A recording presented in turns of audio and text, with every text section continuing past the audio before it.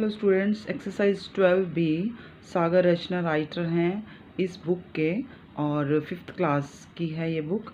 इसमें first question देखो, classify the following angles into acute, obtuse, right, straight, zero and reflex angle.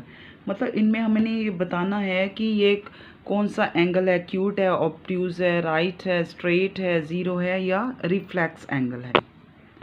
अब ए है 35 degree, ये है एक्यूट एंगल। एक्यूट एंगल की क्या डेफिनेशन है?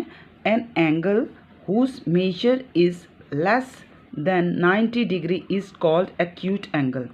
मतलब जो 90 डिग्री से कम होता है वो एक्यूट एंगल होता है। बी है 185 डिग्री, इसको कहते हैं रिफ्लेक्स एंगल।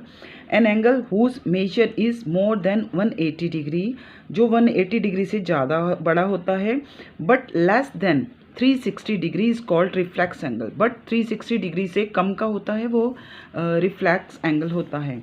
90 डिग्री ये राइट एंगल होता है। An angle whose measure is 90 degree is called a right angle. मतलब जो 90 डिग्री का होता है वो राइट एंगल होता है। 92 degree obtuse angle, an angle whose measure is greater than 90 degree but less than 180 degree is called obtuse angle। मतलब जो 90 डिग्री से ज़्यादा होता है बट 180 डिग्री से कम होता है, ठीक है, 180 डिग्री से कम होता है वो ऑब्ट्यूज एंगल होता है।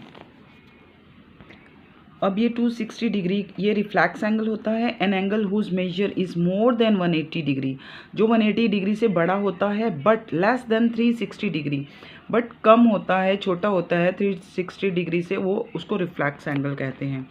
दूसरा एक्यूट एंगल आपको पता ही है, as you know, an angle whose measure is less than 90 degree is called acute angle. 66 degree is also acute angle. And 0 degree angle, an angle measure 0 degree is called a zero angle, ठीक है। और 111 degree ये obtuse angle है, because as you know you have already knowledge an angle whose measure is greater than 90 degrees but less than 180 degrees called obtuse angle। 180 degree का इसको straight angle कहते हैं। an angle whose measure is 180 degrees called an a straight angle, ठीक है। 180 degree का जो होता है उसको ए स्ट्रेट एंगल कहते हैं।